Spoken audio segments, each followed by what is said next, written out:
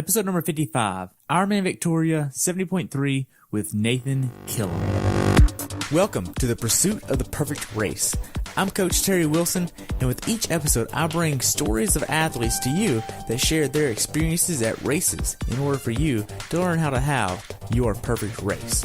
We will hear stories from athletes of all ages, abilities, and races of all distances. So regardless of where you fit in, there's something in it for you. Thanks for spending some time with me today. Now let the pursuit begin.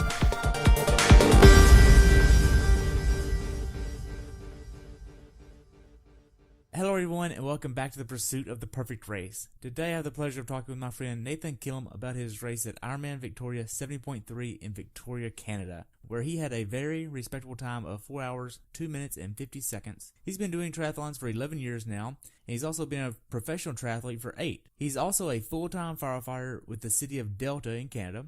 This race took place on June 3rd, 2018, with the temperature being 52 and rising to 64, where the water temperature was 68. Welcome to the show, Nathan. I look forward to hearing about your race at Victoria. Thank you for having me. Hey, you're welcome.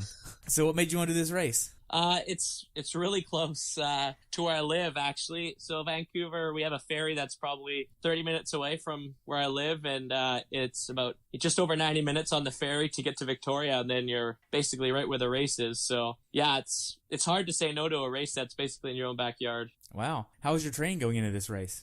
Training was not too bad. It's been a bit of a rough winter with some injury and, trying to raise a kid because my son was born last June. So it's been a lot of work through the winter. My wife's just finished her executive MBA. She was also doing that through the winter, and it's just been really challenging. Time's been a little limited, but yeah, I would say I was starting to get a little dialed in leading up to the race. I had a good race a month before. That kind of built my confidence a little bit, and I got a good little build in between. So I was feeling all right going into the race. I wasn't really sure where things were going to be at, but obviously it went all right. Yeah. So what kind of plan were you using? What do you mean, what kind of plan? For your training, what kind of plan were you using? Oh, I have a coach, Bjorn Ossenbrink. I've been working with him for almost a decade, and he basically designs all my training. So it's basically the Coach Bjorn plan. Nice. So with your overall schedule this year, you had Victoria, Canada, and then before that you had what race? I had Wildflower Triathlon as my season opener. That was, I think it was May 2nd or May 3rd down in California. Okay. And what do you have later on this year? So I got 3 weeks from now, I'm racing in just outside Edmonton, Alberta, in Canada at the Great White North Triathlon. And then 3 weeks after that, I'll be racing Ironman Canada in Whistler, which is my first Ironman in 3 years. So I'm a little nervous about that, but hopefully it'll go all right. What is it? 3 weeks after that, I'm racing Super League Penticton, which is kind of a complete opposite of an Ironman. It's 3 days of racing, and there's basically a short time trial the first day. Second day is a swim bike run, but like really short. And the third day is basically a back-to-back sprint triathlons, 2 of them. So it's an elimination style format, and I think it's draft legal. So it's going to be pretty crazy racing. So my goal is to just hopefully make it to the third day and not get eliminated on day 2. And I haven't figured out exactly what I'm going to be doing in September, October. I plan to go to Kona and watch and support one of my athletes racing, but I haven't exactly figured out where I'll be racing. I think we'll probably wait until Ironman Canada's done and see how that works out and go from there. Okay, so you coach athletes as well yourself? Yeah, I've started coaching this year, and I have a couple athletes, and one of them is racing Kona. But I really enjoy coaching. It's I guess just adding to the list of things that I do because I wasn't busy enough before. Right. So yeah. Now, with your training, do you have a certain number of hours you like to max out at before 70.3? I would say it's less about maxing out on hours and more about like the way we do it is there's a lot more intensity and quality in the training than volume. I don't even know if I might have hit 20 hours a week this year at maybe like a couple weeks, but it's a lot of like 15 and 18 hour weeks. It's just hard. It's just hard with a full-time job and raising a kid and supporting your wife going through school. So there's a lot of quality, and it's more about hitting like a couple like specific bike and run sessions before so much as it is, hitting certain hours. I mean, of course, there's bigger weeks, but it's more about like the intensity that we get in there. So that's more important. Okay. Now, what was your longest swim, bike, and runs going into this race? I would like in the couple months leading up to this race, or like just the couple weeks, you mean? Just the last, say, 8 weeks. There's probably like, I don't even think I rode 90K in one ride. Most of my rides leading up to 70.3s are in the 2 to 3 hour range, even lots of 90-minute rides. But I mean, I'll do a 90-minute ride, but like an hour 10 of it is at effort. So it's like a lot of hard efforts. My longest run was probably 25K. And then my longest swim in the 8 weeks leading up to it was like a 7K or 8K swim with a couple friends of mine. The main set was 6K. So it was just like a super crazy swim workout. It's like one of the hardest swim workouts. I think it took us like 2 hours to do it. God. And I don't have a swimming background, so very rarely have I ever done a swim even remotely close to that long. So that was definitely big as far as workouts go. But yeah, I would say there's nothing exceptional about my biking or running volume leading up to any of these races. Okay. Now, in regards to your nutrition that you're using when you're training, what are you using? Lots of F2C. Glycodurance is kind of my main go-to for anything over like 90 minutes. I'll use their Hydrodurance for shorter stuff, or sometimes I use Hydrodurance as my first bottle, and then I switch over to Glycodurance for my second bottle, and then I mix in Electrodurance, which is their electrolyte powder, so that way I'm a heavy salty sweater, so I definitely jack up my electrolyte content during my workouts, especially if I'm on the trainer where I'm going to be sweating a ton. And that's basically it. Sometimes I'll eat granola bars if it's going to be a longer ride, but if it's 2 hours or less, I usually won't. Even 2.5 hours, sometimes not.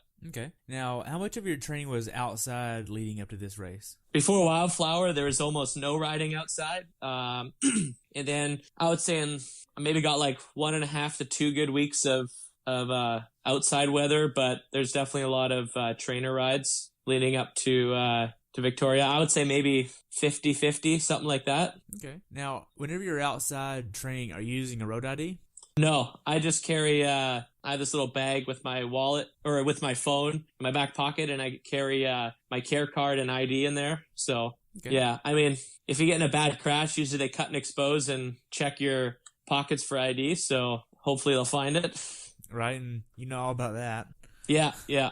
Now, what specific workouts did you do that gave you the confidence to go into Ironman Victoria 70.3 prepared? I would say there's a couple of workouts that we like to do that are key workouts where we do kind of like at race pace tempo efforts, and then we add in like it's race pace and then we go over pace, and we do a whole bunch of those. So like you spend a lot of time at your race effort or above, and then we'll do like tempo intervals off the bike. So I did a few workouts like that. And then there's also a Zwift race. So I've done quite a lot of Zwift racing this winter. So leading up to the race, I think I did 1 or 2 races. And like when I can grind through those races like significantly higher than my, what I usually average in a half Ironman, like it gives me a lot of confidence. But there's definitely a couple of key bike and run workouts that I do. So, and then usually I'll have a good run workout where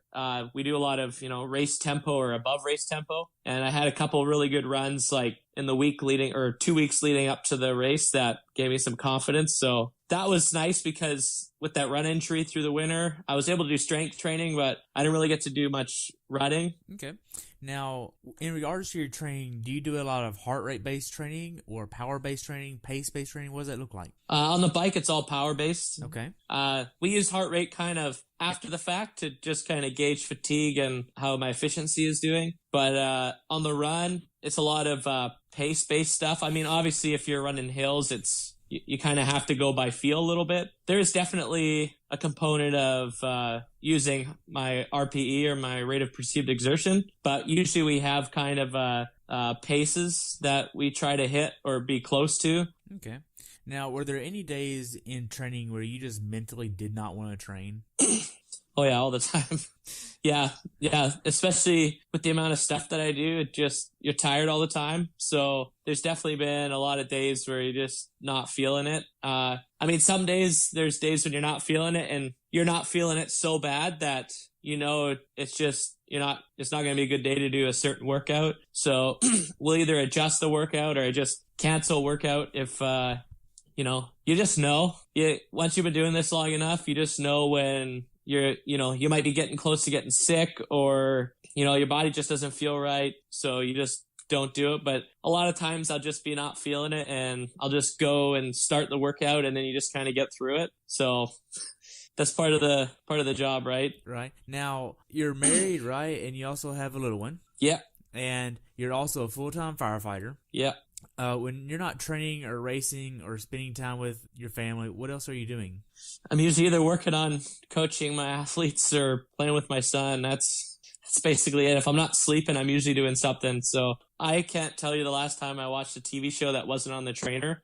Before my son was born, we would, have like a TV show night, like at night we'd try and watch a short TV episode show and just hang out on the couch. But since my son's been born, I can't tell you the last time I watched a TV show not on the trainer. So okay. So with regards to balancing the life, work, training aspect of it, you're training 18 to 20 hours a week. You have a full-time job of 40 plus hours a week. You're coaching, and you have a 1-year-old baby, and you're also spending the right amount of time with your wife, hopefully.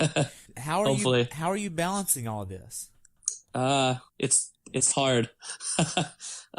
There's no time for anything else. And I get really good with time efficiency, I guess you could say.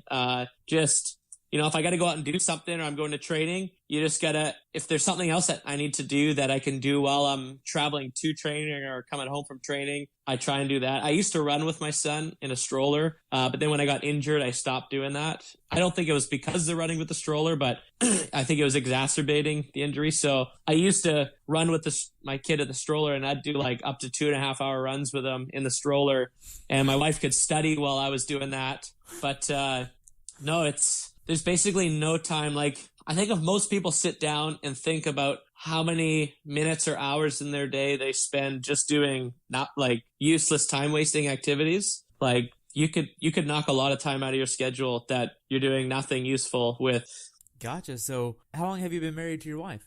We've been married for 2.5 years, just over 2.5 years. We've been together for 6 years now, I guess.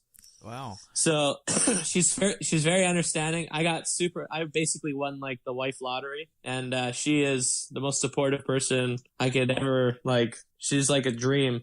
She just supports me in all this crazy stuff. When I started coaching, she was like totally into it and fully supported me doing that. So I think having the support of your significant other is probably one of the most important things in your life, because I mean, I know people who maybe don't have quite as much support, and it can be challenging in testing for sure. Right, because I know there are some triathletes out there that their spouse is completely against them doing long course triathlon, and they don't really understand why would you do that to your body, and they don't really support it. And having a spouse that truly understands it and realizes, okay, I need to do this and I need to pick up the slack, especially if you train for a full like you're doing for Whistler, it's going to be a lot of sacrifices on their end to help make up for the slack. Oh, totally. Like, it's been, since my son's been born, she takes up more than just the slack.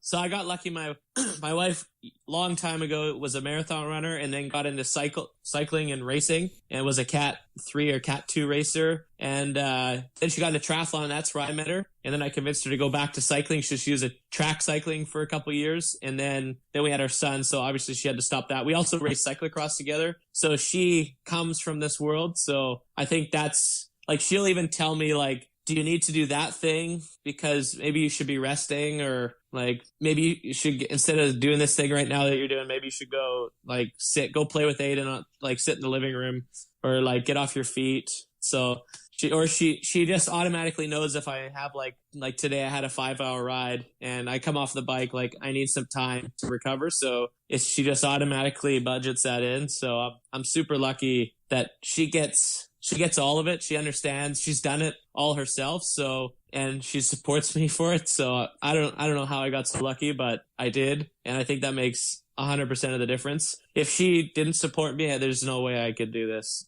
Right. As far as your mindset going into Victoria, what was that?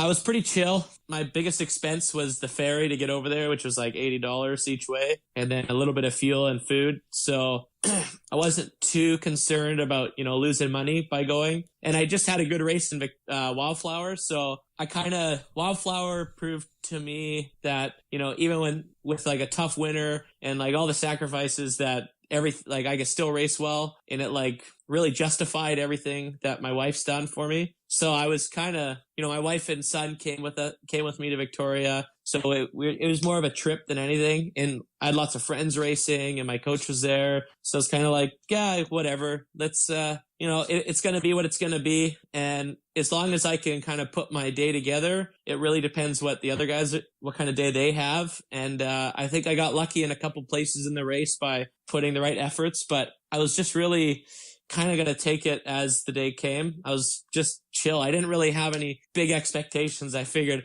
I just need to be in the top 6 to make money. So that's what I was hoping for. But I mean, I realized if I had a bad day and didn't, I wasn't too worried about it. Right. So whenever you actually got there, did you get an Airbnb or a hotel, or did you even worry about it? I have a friend. I have friends who've been my homestay in Victoria. They're like, I don't know, 10, 15 minutes away from the race. So I've been staying with them for 2 or 3 years now, and they're amazing. And they're like my little Victoria family. Mark and Sherry Reimer, they're just amazing. Sherry used to race triathlon, and her daughter races in the developmental high performance like team for Canada. So they're like super into triathlon as well. So it's just such a great place to go, and they're really nice. Nice. So how was the check-in process for you? It's pretty easy. I went in on Friday and checked in. Friday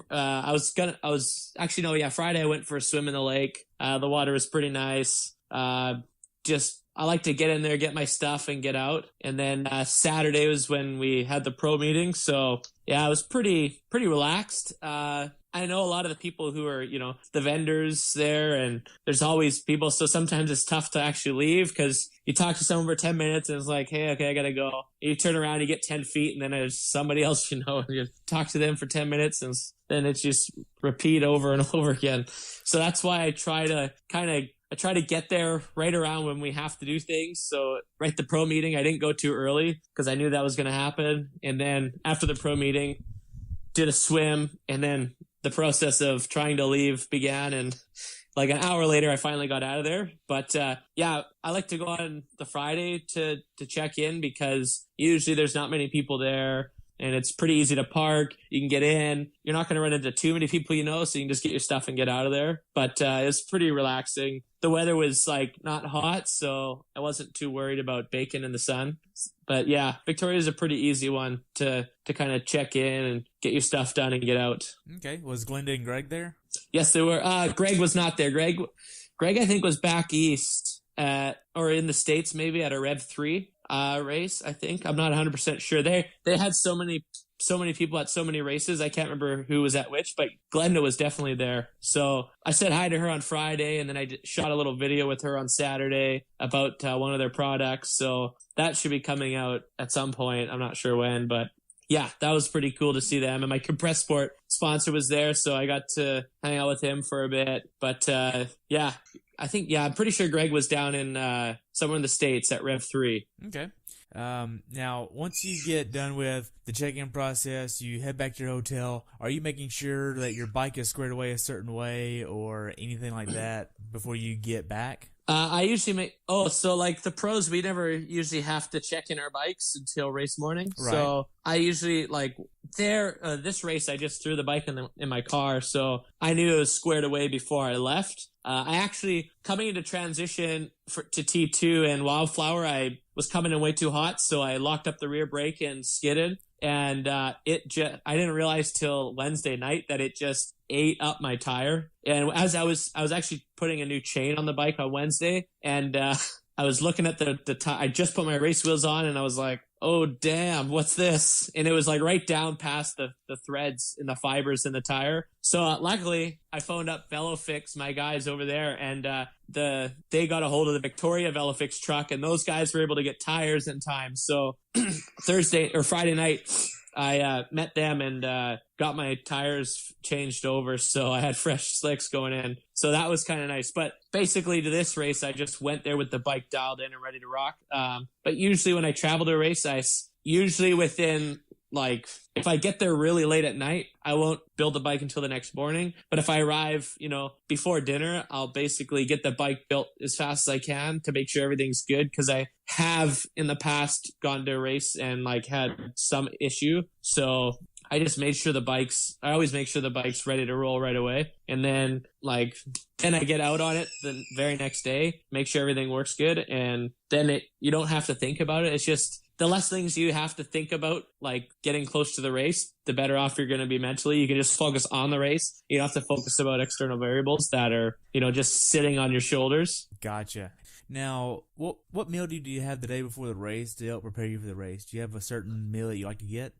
2 nights before the race, I have my big carb load dinner. Okay. And I used to eat, no gluten and stuff, but now I don't care. So I just had big pasta meal, typical red sauce with some chicken and basically a whole loaf of garlic bread. Lots of white carbs and little protein and some red sauce. The day before, I like to have a bigger breakfast, because if you eat a big meal the night before, you're not going to digest it by race morning. So you're not really doing yourself any favors. It's usually that 24 hours before the race morning that you want to get your last big meal in. So in the past, I've done with friends, I go to Denny's or IHOP, but I just made, I think, a bunch of French toast or something. I can't remember, but usually pancakes if I can get them. If not, just a bunch of toast. White toast with butter and maybe some peanut butter and maybe a little eggs and banana. But yeah, that was kind of the big breakfast. And then I just kind of snack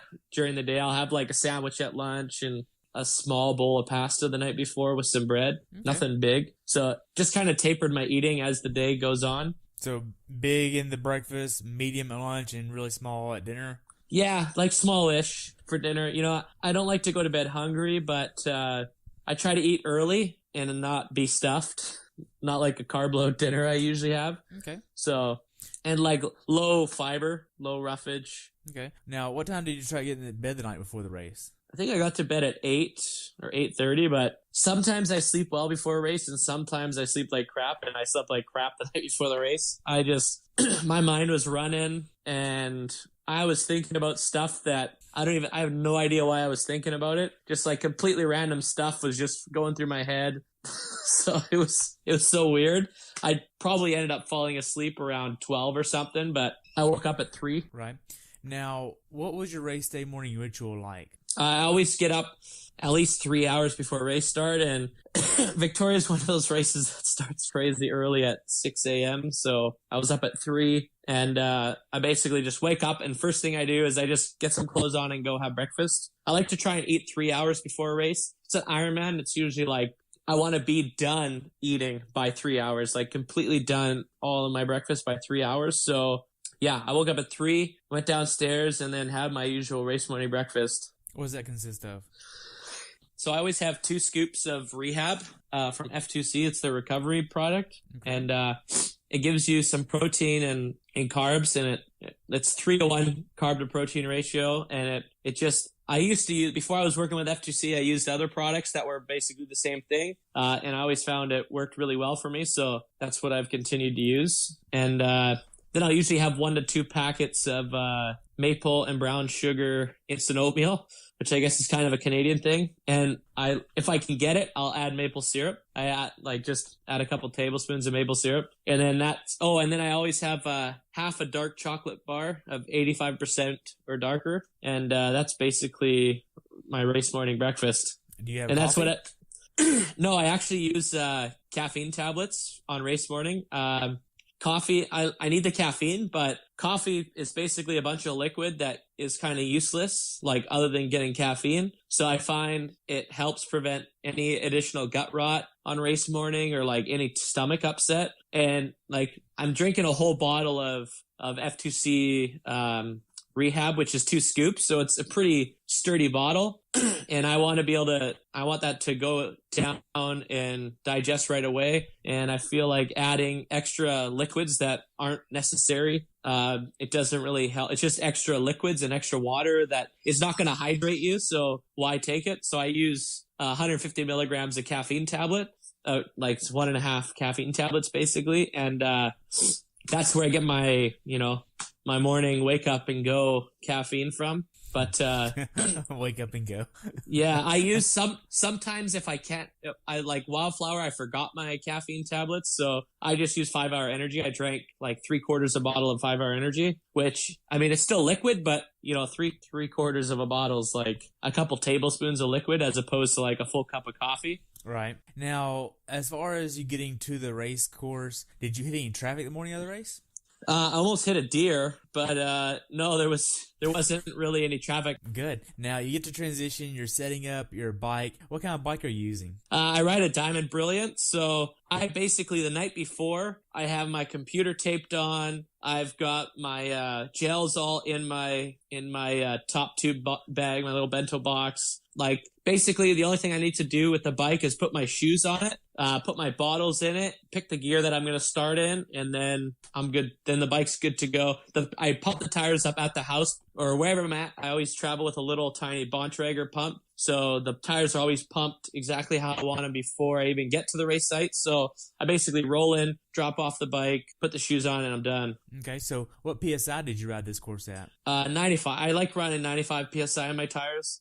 I ride 25 C tires, and I find there's a lot of studies out there, and like people like to comment on this study and that study and blah blah whatever, but I find 95 is a good level that gives me it's good absorption of energy, like if it's a rough road. And I believe in the studies that show it's not like the 120 or 140 PSI is going to give you the fastest rolling tire. It's kind of that there's just like, depending on how big the tire is, there's, a certain area of PSI where it'll actually roll faster than if it was too much PSI or too little PSI. And so I've picked 95 PSI, and I mean, I've been running 95 in those. I've been riding the same tires for 3 years, like not the actual same tires, but the same brand of tires and the same size at the same PSI. And I've been really happy with how they've been performing. So I just keep riding them. Okay. I've heard everywhere from 130 down as low as 70, believe it or not. It's really interesting, and every course is a little bit different. Roads are different, and for each course, you kind of want to know if it's a rough road, nice road. I mean, for Ironman Texas, I mean, I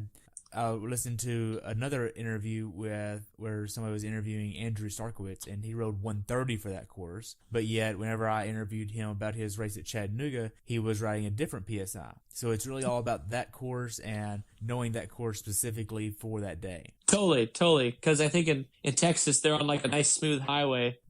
But like Victoria has some smooth roads, and Victoria has some pretty crappy like back roads. So it has a mix. So 95 seemed to be pretty good. And I mean, if I'm on a buttery smooth course, I'll go to like 100, 105, 110. But if I'm on like, chip seal for 90K or 180K, I'll ride, 90 or maybe even lower. But 95 seemed like a good kind of balanced spot. Okay. Now, are you using deep wheels or shallow wheels for this course? I'm using Easton's deepest wheels, which are the Aero 55s. And I ride a carbon clincher. The rear, I ride a disc cover because Easton doesn't have any disc wheels. So the back is basically a disc, and then the front is a 55 millimeter depth. Hopefully next year they'll be coming out with a rim brake 85 mil, their Aero 85 wheel, which I'd like to ride on the front. But for now, 55 is the deepest they have, so that's what I like to ride. Okay. Now, the last few minutes before the swim starts, are you getting in the water to do a warm-up? Yeah. I always like to try and get 10, 15 minutes in the water. I mean, 20 minutes is ideal, but a lot of times, like I'm basically always late for everything. So I usually, if I can get 10 minutes in the water, is like fantastic.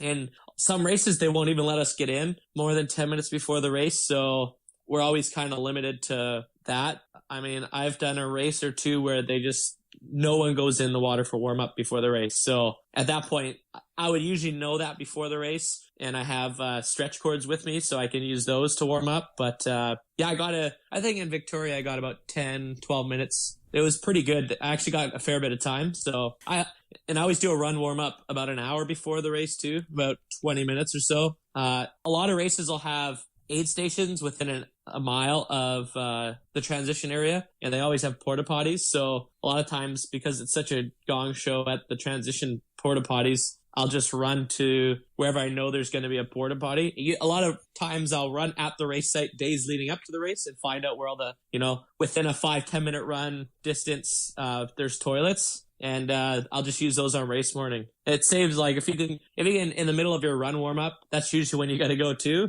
Like, it just saves all the stress of standing in a lineup of like 1,000 people.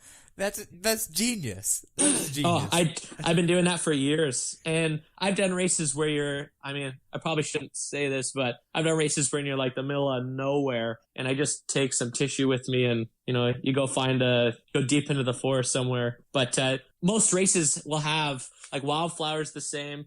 They had like porta potties about a mile out, so I just went and used them. And Victoria, actually, they didn't have they had a porta potty, but it's one of those ones that just sits there year round. So I just went and used that. So that worked out just fine. Good. Now, when you're in the swim doing your warm up, what are you doing in the warm up? Are you doing just a long, slow swim? Are you doing some intervals to race pace? What are you doing there? I like to do at least 5 minutes of just easy and like focusing on being smooth, good recovery, doing some sighting. And then after that, I'll try and get 2 to 3 sets of 30 strokes, like just hard, just like kind of race start pace. And that gets your heart rate up. It gets lactate building up in your muscles, and then you'll buffer and burn it off in the recovery, and it kind of primes your body so that when the gun goes off, it's not cold, and it's already had that kind of effort exerted in the in the last couple of minutes before the race. So then you're just feeling ready and you're feeling on. So that's usually what and if I can only get 5 minutes in the water, then I'll basically do 2 or 3 minutes of warm up, and then I do a couple 30 stroke efforts, and that's basically it. Okay. Now walk me through the swim course for you. The gun goes off, y'all head out. How's that go for you? So it's a pretty simple swim course. You went straight, turn right, and then you're done. So okay. It was a good start. Usually I swim with my my skin suit underneath at my waist, and that leaves my shoulders very mobile, and it makes my breathing a little easier because there's no extra pressure from the suit underneath on my chest, because my skin suit from Audi fits pretty tight, which is fine for the bike and run, but in the swim, when you're wearing a wetsuit as well, it kind of, and you need to get, full lung capacity, it kind of feels a little restrictive. And then just to make sure I get full shoulder mobility, I usually wear it around my waist, but for some stupid reason, I just thought, today I'm just gonna, whatever. I would just kind of I don't really care, whatever. I'm just gonna just try it up. And I didn't even try it the day before, which, as anyone who's done triathlon knows, don't do anything new. It wasn't really new, but don't do anything out of the ordinary on race day. And it kind of kicked me in the ass because I felt good at the start. And for probably the first 400 or 500 meters, I was right in the main pack.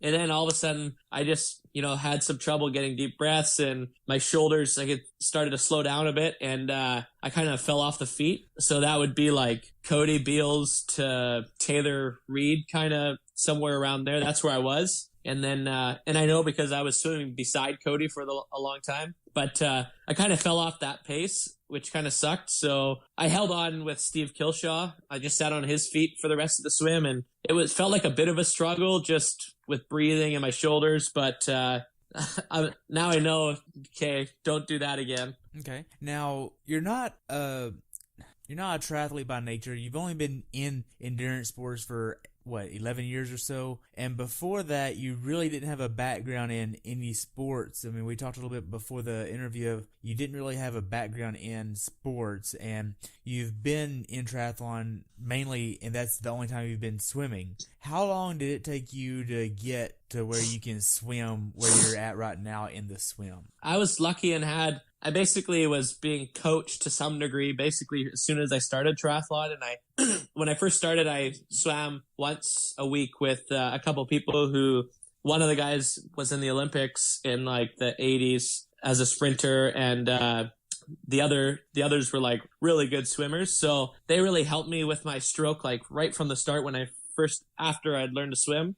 So I got kind of to that 130 pace really fast, where I could hold, 130 for my first half Ironman in 2008, I think, maybe. Yeah, that sounds about right. 2008, I did the Oliver half Ironman. I think I swam 30 minutes. So I think I was like a 132 pace. And then it just kind of started getting faster and faster, but then it just kind of sat at that like 125 pace for the longest time.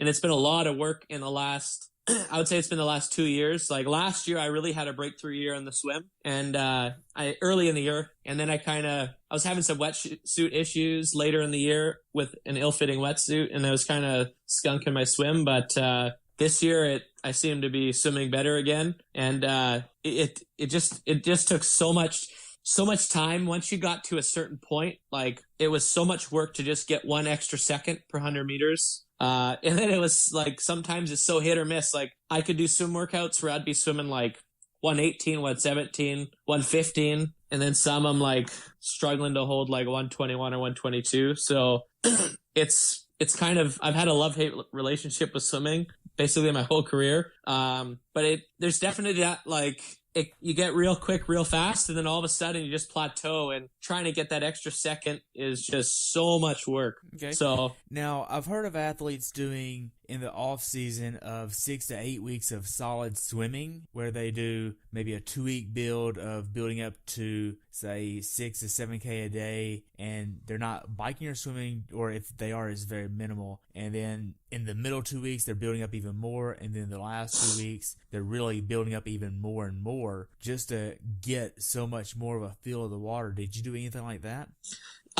So last year, like basically at the end of 2016, early 2017, kind of through Christmas and New Year's, I did a really big camp with, it was at home, but it was with one of the local masters groups. And in like, I don't know, 10 days or something, we swam, or 8 days, we swam so much. And some of the workouts were so hard. And that was basically what kicked off. Like all of a sudden I was just swimming a little better after that. And then we just kept building on it. And, I would swim with my friend Rachel McBride every so often, like once a week, maybe twice a week if I could. And some of the workouts were really hard. And the same thing this year, like early, like December, January, I was doing, that's when we did one of those huge workouts. Actually, no, that was a little after, but we were just doing really big workouts together. And I just was starting to swim a little better. And so I think some people respond better to stuff like that. I think anybody obviously will benefit from a big block of swimming like that. And I've done that in the past, and, I've gotten mixed results. Okay. Now, whenever you get to T1 at Victoria, are you using socks for this race? I never ride socks on the bike. Okay. Even if it's shit weather, I've never worn socks. I do use toe covers if it's cold, and like Victoria, I had two hand warmers in each toe cover, like those little hot paws. So that kept my feet warm. I have Raynaud's, so my hands and feet get really cold really easy. So I don't use socks, but the toe warmers and the little hand warmers inside really made quite a difference. And then I also use elastics to hold hand warmers onto the end of my bars. So okay, that'll keep my hands warm. I also have Raynaud's in my right hand. Yeah, so I have it on both understand. hands bad. Yeah, well, you guys are down in Texas, right? So well, I am. But yeah, so you probably don't get quite as much snow as we get, and just the terrible, horrific cold rain, the like 2 or 3 degrees above freezing rain. That's like the worst, and we get tons of that here. Man, so did you have a certain strategy that you wanted to execute for the bike ride? Yeah, hard from the start and bridge to the front. That's basically always my game plan on the bike, because last year and even this year, like, I'm coming out of the water and I'm usually within 90 seconds of the front of the race. So, I mean, everybody's going hard from the start, but in years past, I have been able to bridge up to the front of the race real quick. Like 2 years ago in Victoria, I basically rode like insane watts, and within 2 minutes or 3 minutes, the front of the race was only 30 or 40 seconds up the road, but I bridged it just went mental, and I bridged up right away. Getting to the front of the race on the bike can be so helpful for the entire race outcome, especially if you're a good biker. But I got onto the bike and my legs would not fire, and it was cold. And I noticed if it's really cold like that, my legs don't like to fire. My quads have issue firing, and my legs just ache. So that was kind of what I felt when I hit the bike. So there was guys not very far ahead of me for the longest time, and I just couldn't ride the watts that I normally would be able to ride. So it kind of sucked a little bit in that regard, but that's usually my game plan, is try and get to the front, or try and get up a pack at least. So I eventually closed the guys and got past them and dropped them, but it took a lot of, way more effort than I thought I would need. Just my perceived exertion was so high compared to what I was actually putting out, so that was kind of frustrating. Right. Now, are you trying to hit a certain cadence number, or are you just going off of natural feel? Yeah, I usually race around 95 to 105 cadence. I ride at a pretty high cadence usually. Are you using an aero helmet for this race? Yeah, I used Giro, that goofy looking one. The one that everyone uses. Okay. Now, Are you using, I know you're using F2C, so are you having a certain number of calories you're trying to hit per hour?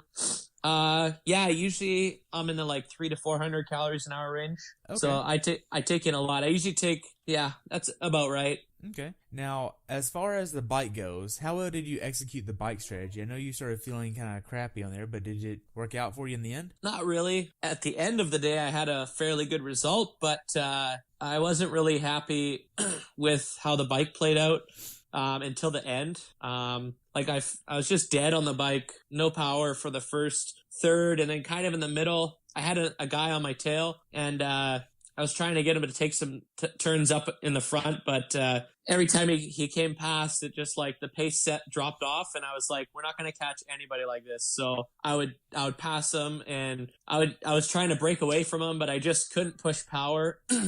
And then we hit the dump, which is about 75K in. It's a big hill.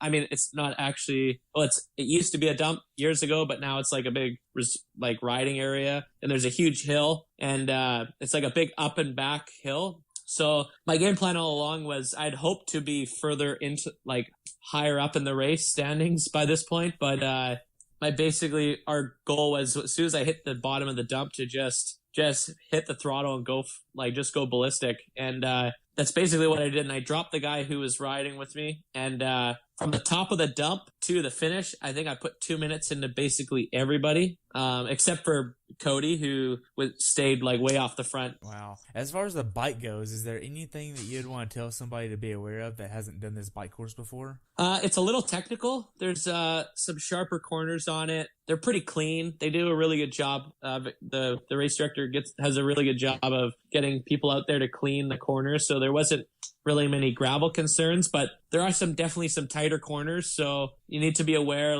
practice high speed cornering is a pretty helpful thing to know how to do. It's fairly rolling. There's not a lot of flat spots in the race. So get good at climbing in the aero bars. Maybe not, you don't have to be super good at climbing really steep stuff in aero bars, but if you're going to be riding over, 14, 15 miles an hour, learn how to do it in the aero bars at race power. So as far as using a power meter, what kind of power meter are you using for this course? Last year and this year I'm riding the Rotor 2 in power, which is their dual-sided meter. It has power meters in the arms, so it gives me a good indicator in training and in racing my balance, which has been fairly good, anywhere from 0.5% to 1% off, but it's usually fairly even, so it's kind of nice to know what kind of percentage you're riding. So as far as the last mile or so on the bike, are you doing any type of prepping to get off the bike and start running? Yeah, usually I'm trying to get my feet out of the shoes and I get them on top. Usually I kind of wait. I usually know what's going to happen right before. So I know if there's like a hill coming in to transition or if I got to climb or if it's flat, and I kind of gauge it off that. If it like Victoria was a bit of a false flat down coming into transition. So I waited pretty late before I pulled my feet out because I knew Brent and Sam were not far behind me. And I mean, I knew there's no way I was going to outrun Brent, but I figured I might as well try and put as much time between him and me as I can because, you know, who knows? If he has a really bad day, maybe I can stay away. So I was hammering the bike as long as I possibly could. And then right at the last couple hundred meters is when I quickly pulled my feet out. I usually try and get a gel in so that I don't have to worry about getting any nutrition in for the first couple miles on the run. And that's basically it. It's feet and any drink if I can. And usually if I haven't peed on the bike yet, usually at some point in the last couple miles, I'll try and push a pee out because, you know, you don't really need it in there. And you can lose a half a pound or something before you hit the run. Like, it's going to be helpful. So right. Now, that's what I did. So how did T2 go for you? It went pretty good. I mean, I had probably one of the fastest T1s, which I usually have, but I don't usually have the fastest T2 because I put socks on for the run. But it was pretty smooth. I mean, I racked the bike quick, got my run gear on pretty quick, so I was pretty happy with my transition. I usually just put my socks and shoes on and then just scoop everything up in my hand and start running. And then as I'm running, I'll put my bib number on, my headband. If I'm using glasses, I didn't use glasses because it was like on the verge of raining basically, so I didn't need them. And then I'll put my watch on and I put my gel flask in my back pocket and then away I go. So usually by the time, this is a pretty big transition. So by the time I hit the edge of transition, I was just trying to get my watch on. And shortly after I was just going. Okay. So how did the first few miles go for you? Felt slow. Brent caught me probably within like 500 meters of coming out. It was cool actually. First and second place had a biker ride right behind you just to kind of, you know, the usual lead biker people. And the second place biker happened to be an old friend of mine who I've known from triathlon since I started. And he moved to the Cowichan Valley, I don't know, maybe 2 years ago. So I haven't seen him for quite a few years because he doesn't live very close. So it was pretty cool. I saw him as I was coming out, and I know he's not supposed to be talking to me, so I'll just say he didn't talk to me at all, but it was nice to talk to him in the first couple of miles because my legs were feeling kind of heavy and slow, so I was just kind of trying to open everything up. And then Brent came by, and after about 500 meters, and I tried to stay with him, but I felt like I was going to shit my pants, so I decided to dial it down a little bit, and then he just slowly floated away over the next couple miles. So it took me a while to kind of get into the run, really. Okay. I was almost breathing through my nose for the first few miles. Wow. Now, you said that you're not allowed to talk to them. At the pro meeting, are they putting out the rules of, hey, you can't talk to the bike leaders if they're leading you? No. They just kind of have, like, their little rules within... I think they're allowed to say stuff, but I don't think they're allowed to say anything motivational. So, like, they're not allowed to be like, you know, doing awesome, you look great. I don't know, Ironman has, like, their Ironman rules. Ironman's ridiculous. They just have all sorts of stuff in their little guidebook. So, there's nothing that has to do with us. That's more of, I think, a volunteer thing. So, like, they don't want... Unfair advantage. Yeah, exactly. That's what they're going after. So, yeah, he didn't do any of that stuff. So, yeah, like the whole chapstick thing as well. God. I actually was last year in Galveston 70.3, and I witnessed. I don't know if I can't remember if I was still in the run. I think I was on my second loop, and some guy was running, and he handed his chapstick, his wife was there and handed him chapstick. And a ref was right there and was like, hey. And I think he got a penalty or DQ'd or something. But yeah, I remember hearing something about a guy handing chapstick. It's craziness. Now, as far as the run course goes, what was the funniest thing that you saw on course? That's a tough one. There wasn't anything exceptionally exciting. Oh, on the opposite side of the lake at Beaver Lake, I think Beaver Lake's the little lake on the far side. There's a bunch of dudes just sitting around with like a cooler and music going, and like look like they look like they're just partying it up. And this is like 8:30 in the morning, or it was probably closer to 9 by then, but it's pretty early in the morning. They're just look like they're ripping it up, having a good time. So that was pretty funny. I think some of them might have had wigs on or something. Wow, that's pretty cool. They were kind of like right where you turn right, and they were like making funny comments. I can't even remember what they said to me. They said something funny both times I came by, but yeah, they're just like having a good old time in little lawn chairs, just sitting on one of the turns. So it's like right at a beach. So it was pretty. I mean, it was like the worst, or not the worst weather, but it was not like ideal beach weather. But yeah, that was probably the funniest thing. I mean, there was not a whole lot going on in the course. It's mostly it's all running around a lake and trails mostly. So there's not really a lot of opportunity for people to be out there doing funny things. Okay. But yeah, I mean, I've seen some crazy stuff in other races, but yeah, no, that was probably the most, like, the funniest, most exciting thing on the course. I had a friend up at the out and back that was cheering for me, so that was kind of cool to see them. And my wife and son came out.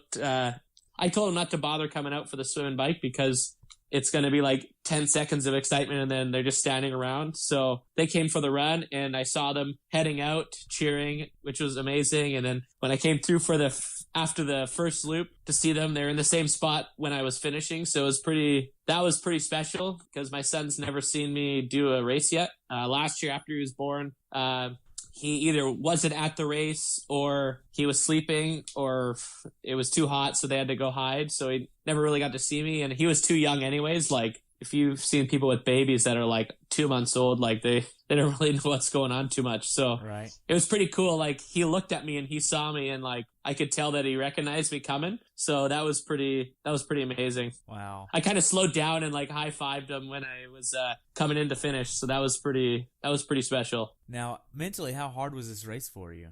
The bike was probably the hardest just because it was very frustrating. The run, the swim's always hard for me because I'm not a swimmer by nature.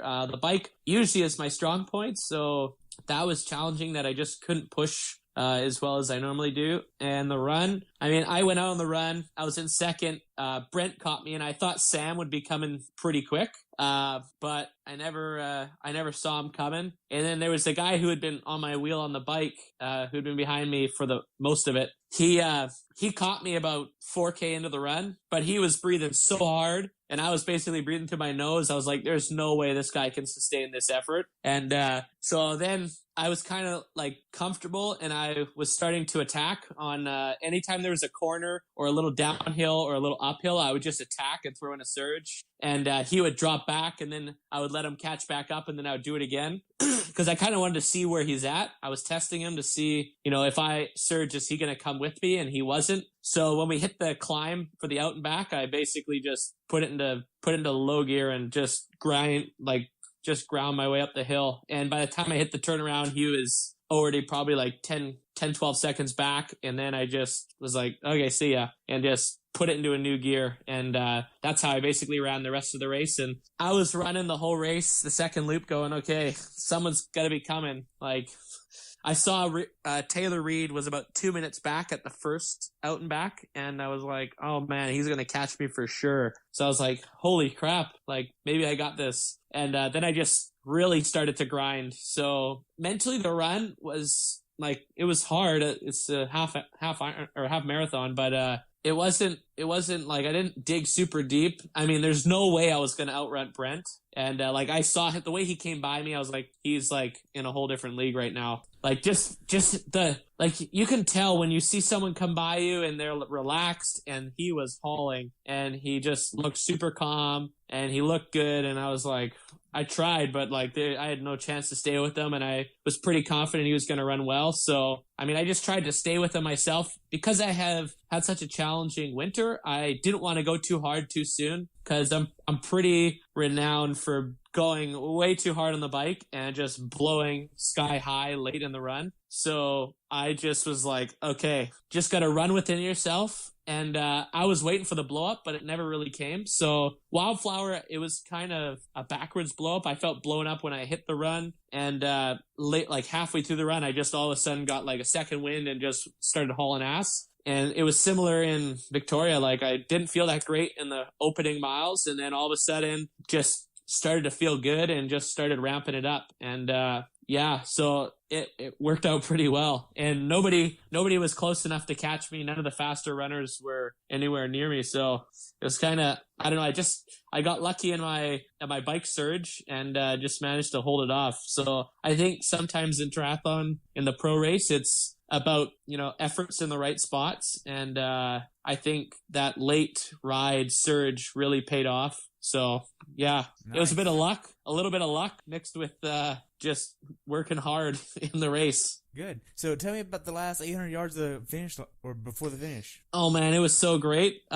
You basically, you're running right on the edge of the lake for probably the last 3K, maybe something like that. Like you're basically within like 5 to 10 yards of the water the whole time. Some places you're in the trees, but you can see it's right there. And there's all of a sudden this point where you're running, and then all of a sudden the trees stop, and you're like 2 feet from the water, and you can see the transition and like the swim exit and the finish line. Like you still got to go through some trees, but it's like right there, and you're like, holy shit, you're like 500, 600, 700 meters from the finish, and you're like, I don't think anyone's going to get me. And I was running, and I was starting to smile, and I was like getting a little choked up because I did not expect to like have a race like that. I was praying that I would be like 5th before the race. I was like, oh my God, if I could be like 5th or 6th, like with these guys racing, I would be so happy. And I mean, to just basically be in 3rd for the whole run, like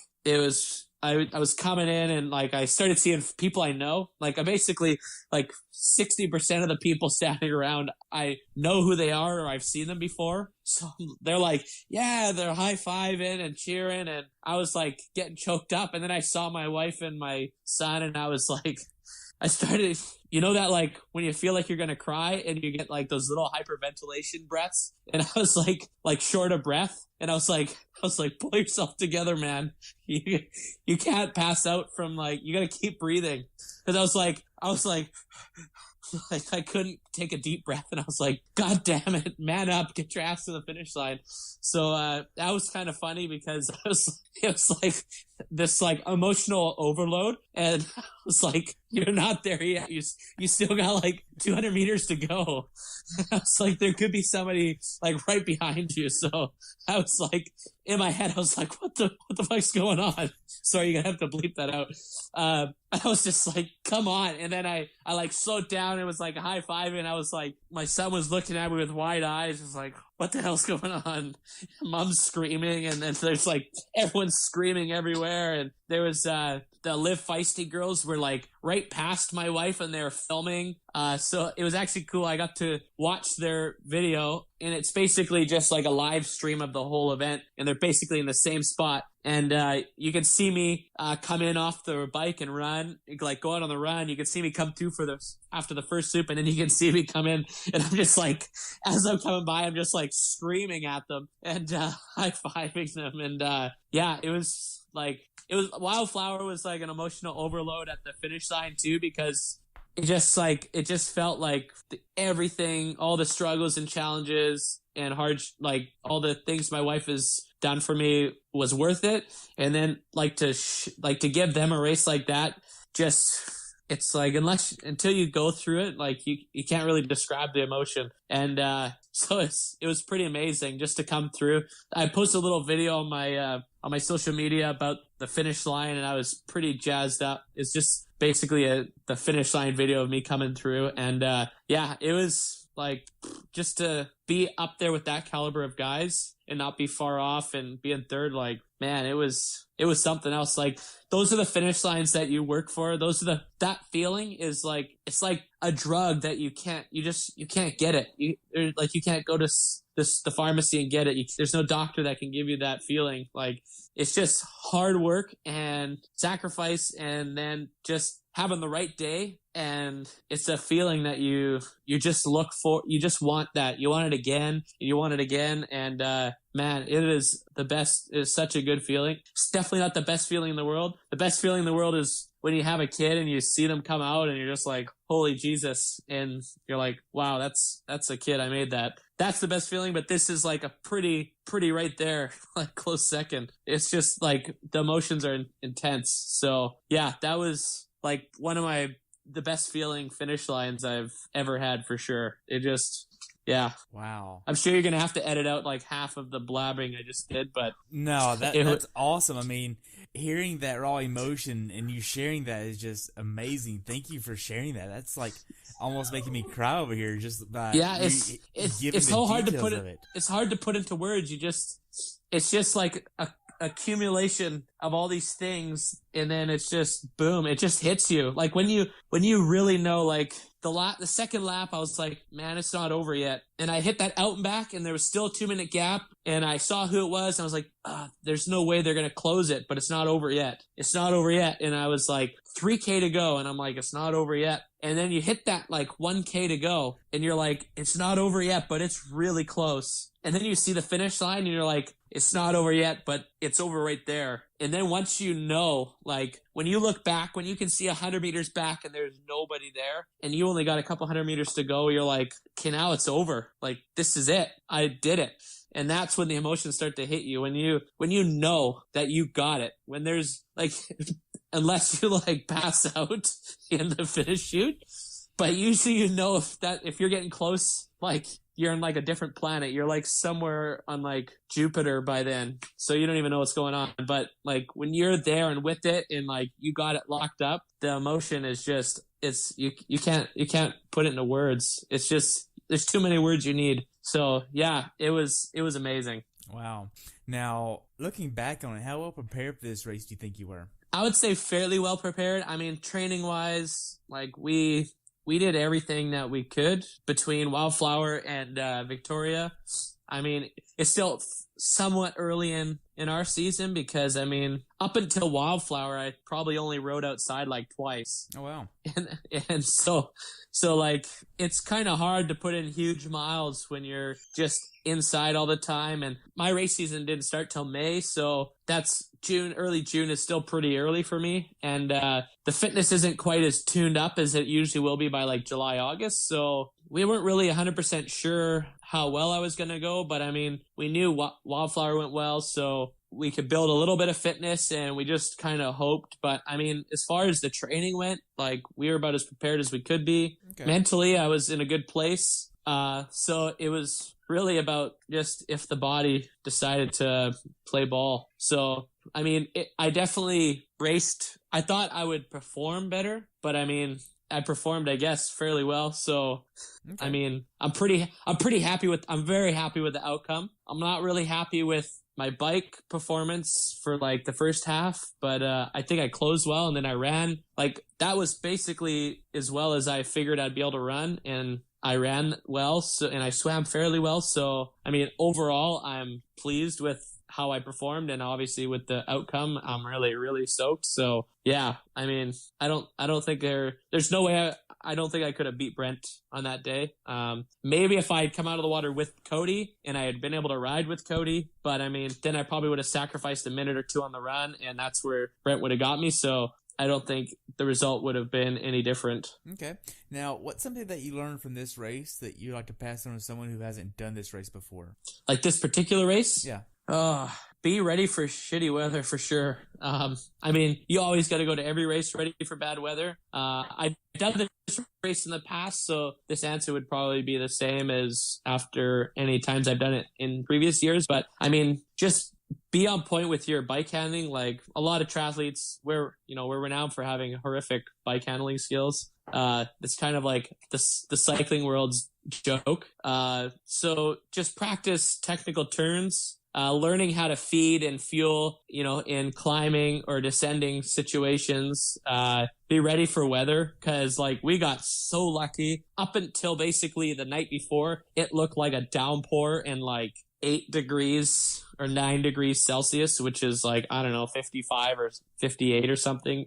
So always be ready for bad weather. But yeah, I mean, the swim is no different than any other wetsuit swim. And I mean, the run is beautiful. So, I mean, the run, be aware that the aid stations are very far apart, and there's definitely not one every mile. Like the first aid station was 2.5K in, then at like 5.5K or something. So go with be able to have your own nutrition with you. So I think that's important for the run. But yeah, the bike is technical and rolling. So learn how to ride technical and rolling in courses. Because like a flat course, it's basically like head down and you have your average watts, and that's kind of what you try to roll. But, you got to learn how to hold momentum in rollers, which is, you can lose a lot of time if you don't, push the pace at the bottom of a roller and, put a little extra effort to try and maintain momentum. Cresting the top of a hill and putting in extra effort over the top, because if you have someone sitting on your wheel, you can drop people like that. But just like the technical riding, there's so many places for free speed on a rolling course that just learning how to basically conserve your momentum by putting in little extra bits of power output in the right spot. Okay. Now, how could Ironman have made your race experience better? The race director did a really good job. The parking scenario sucks there, but that's just where they decided to have the race. So, there's nothing they can really do about that. Otherwise, the swim course, you couldn't ask for an easier swim course. The bike course is amazing, beautiful, really well marked, and it was they had lots of traffic police and volunteers. And the run course, I think they could have gotten more volunteers and had more aid stations. Logistically, it's challenging because there's lots of parts of the course where there's just no access to sections of the course. But if they got mules and trailers in to if they're allowed to get permits to drive mules in to dump off supplies for a aid station, it would have been nicer to have more aid stations, especially if it got hot. We got lucky that the weather was very cool. And later runners, it was raining. So nobody's overheating on that course that day. But if it was 30 Celsius, it would be hot in there. So, having such huge gaps between aid stations can be challenging. So I think that's probably the only thing I could think. But I know logistically it's just a challenging course. And the beauty of the course makes up for, I think, the lack of aid stations. But yeah, for newer athletes who really rely on the aid stations, I think they'd be a little more important. Okay. Now, what's next for you? Great White North in 3 weeks from tomorrow, actually. I won last year. It was the first race after my son was born. It was only 3 weeks or something after my son was born, or 4 weeks. So I was pretty fresh into dadhood and just kind of in a weird place. But the race went pretty well. And I won. So hopefully I can defend my title. Jeff Simons is supposed to be coming back. He's won this race so many times. So I'm excited to race him. And Chris Bagg, a good friend of mine who I love to see at races, he'll be there. He won it 2 years ago. So it'll be fun to race against those guys. And it's basically just going to be a hard tune-up for Ironman Canada. Wow. So, yeah. Well, good luck. Thank you very much. You're welcome. So how can athletes follow you? You can follow me on Instagram, Facebook, and Twitter, even LinkedIn. Nathan Killam. I keep it easy. I'm at Nathan Killam or Nathan Killam. So I keep it easy. I have a website, nathankillam.com. You can find out information about the coaching services I offer, full service coaching. It's all on there. It's all explained. I usually have a blog. My blog's not as updated as it should be. So bear with me as I try to get the race reports more up to date. But yeah, that's another place you can find me. So yeah, I'm pretty easy to find. I like to keep it simple. Awesome. Well, I only have one more question for you. And yeah, shoot. What's your definition of a perfect race? Oh, I would say having a good swim and not taking too much of a deficit to the front of the race, and then just being able to hammer the bike. Basically like a Starkowitz race. Except I can't swim as good as him, so he usually comes out of the water first. But basically, come out of the water and just power through the field and make it to the front of the race, and then have a big enough gap that you're able to run well enough just to hold everyone up. I can run fairly well, in an open running race, but I usually ride so hard that I can't run worth crap. So that would be a great race, is just to ride so damn fast that no one can catch you on the run. Wow. That would be a perfect race for me. Wow. Which is how some of my races how a lot of my races that I do well and play out. You just build a big enough gap on the fast runners that no one can catch you. Nathan, I just want to thank you so much for coming on the show today and sharing your emotional story about Victoria, especially with the finish line. It was really amazing to hear about your story, and I wish you the best of luck at Whistler and the Great White North. Thank you very much for having me. It was fun to chat with you. It's kind of cool to be able to talk about how a race went down as opposed to just writing about it. So it's pretty fun, and I appreciate that you have this podcast on the go. You're welcome. I look forward to building this up over the coming years. Yeah, that'll be great. Well, hopefully I have a really good race report about Ironman Canada for you. That would be very ideal. Hey, I'd love to have you back on. Awesome. Well, you have a good day, okay? You too. All right, bye. Thanks for tuning in today. I hope you were able to learn something from today's episode. If you enjoy the show, please take a minute to leave a review on iTunes or share it with a friend. Be sure to subscribe so you never miss an episode. If you'd like to see pictures from this athlete's race, learn more about who I am, what I'm doing, or be on the show yourself to share your story, check out my website at CoachTerryWilson.com. Until next time, continue the pursuit.